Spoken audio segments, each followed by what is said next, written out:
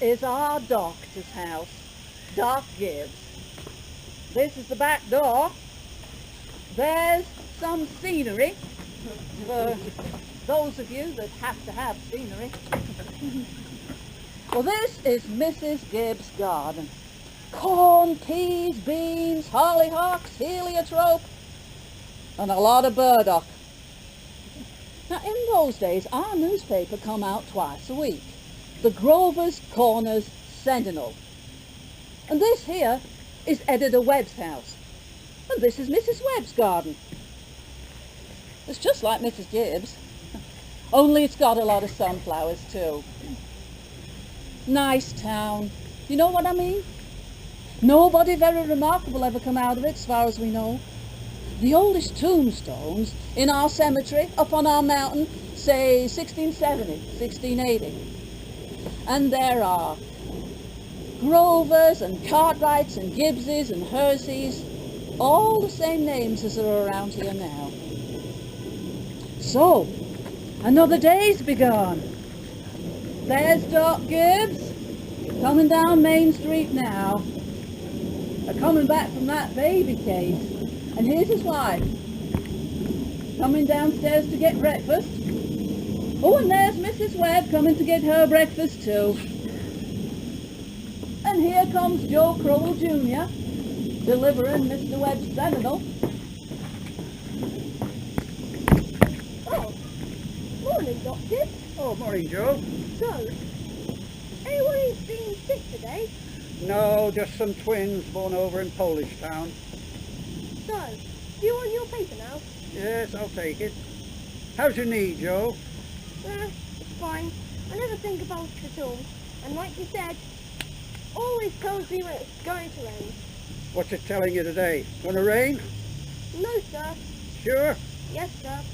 Me ever make a mistake? No, sir. Oh, Get up, Bessie. What's the matter with you today?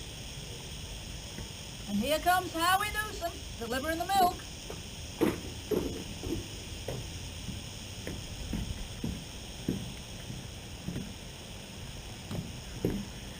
Morning, Doc. Oh, morning, Howie. Somebody sick? A pair of twins over to Mrs. Goroslowski. Twins, eh? This town's getting bigger every year. Gonna rain? No, fine day that'll burn through.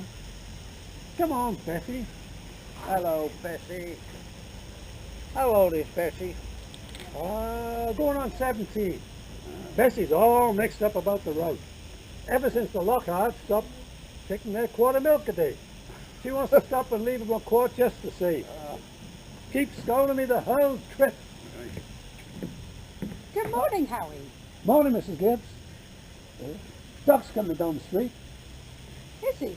Seems like you're late today. Yes'm. Something went wrong with the separator. Don't know what it was. Doc, Howie. come on, Bessie. Come on, Bessie. Come on. Whoa. Time to get up.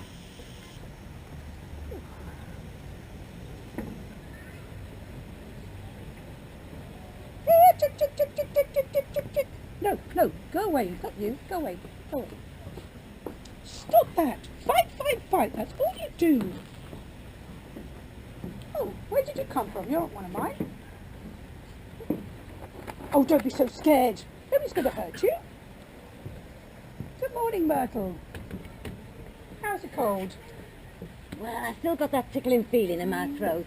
As I said to Charles this morning, don't know as I've been going to choir practice this evening. Would be no use. Well, that George Gibbs allowed himself to have a proper conversation, didn't he? He's growing up. How old is he now? I don't know. Well, he must be about 16. Mama, I made a speech in class today. It was very good. Well, be sure to recite it to your papa at supper. What was it about? It was about the Louisiana Purchase. It was like silk off a spool. I want to make speeches my whole life. Mama, is that one big enough? Try and get them a little bigger, dear. Mama, can I ask you a question? Serious.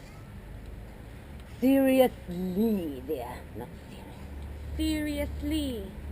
Will you? Well, of course I will. Mama, am I good looking? All my children have fine features. I'd be ashamed if they hadn't. Mama, that's not what I mean. What I mean is, am I pretty? Yes, I've already told you. Oh, stop it. You have a very pretty young face. Now, that's enough of that foolishness. Mama, you never tell us the truth about anything. I am telling the truth. Hey, Mama, did you used to be pretty? Well, yes, I was, if I do say so. I was the prettiest girl in town, next to that Mamie Cartwright. Oh, but Mama, you've got to say something about me. Am I attractive enough to get people interested in me? Emily, you make me tired. Now stop it. You're pretty enough for all normal purposes. Now, hurry along and bring that bowl with you. Oh, Mama, you're no use at all. Oh, Thank you, that'll do. We'll have to interrupt again here. Now listen up, everybody. Music come into this world to give pleasure. Softer, softer. You get it out of your heads that music's only good when it's loud. You leave loudness to the Methodists. You couldn't beat them if you wanted. Now again, tenor. Emily. Oh, hello, George. Hello. My, is the moonlight terrible? Can't work at all. Emily, did you get the third problem? Which? Third. George, that's the easiest of them all. Well, I don't see it. Can you give me a hint? I'll tell you this. The answer is in yards. In yards? Yes, George, in square yards. Square yards? Yes, don't you see? Yeah. In square yards of wallpaper. Wall.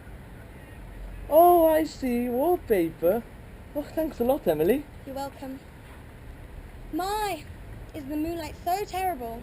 Choir practice still going on. I bet if you hold your breath, you can hear the train go all the way to concert booth. Do you hear it?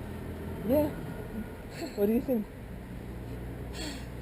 Well, better get back to work. Yeah, well, good night, Emily, and thanks. Good night, George. Before I forget, how many of you coming Tuesday afternoon to sing at Fred Hershey's wedding? Show of hand. Oh, that's fine. That's right nice. That's right nice. We'll do the same music we did with Jane Trubridge's last month. But now we'll sing Art Thou Weary, Art Thou Angry? That's a question. So let's answer it, ladies and gentlemen. Ready? Oh, George, can you come down a minute? Yes, Pa. Make yourself comfortable, George. I'll only keep you a minute. George, how old are you? I'm 16. Almost 17. And what do you want to do after school's over? Well, Pa, I want to be a farmer on Uncle Luke's farm. You'll be willing, will you, to get up early, to milk and feed the stock? You'll be able to hoe and hay all day? Why, sure I will. Wait, what do you mean, Pa? Well, George, while I was in my office today, I heard a funny sound. What do you think it was? It was your mother chopping wood. Now there you see your mother getting up early, cooking meals all day, washing and ironing, and still she has to go out in the yard and chop wood. Like she was, and you eat her meals, you put on the clothes she keeps nice for you, and then you run off and play baseball. Well, I knew all I had to do was call your attention to it. Here's a handkerchief, son.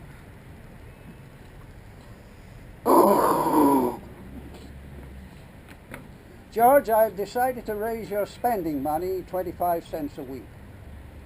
Not, of course, for chopping wood for your mother, because that's a present you give her. But because you're getting older, and I imagine there are lots of things you must find to do with it. Thanks, Pa. Good boy. You can keep the handkerchief.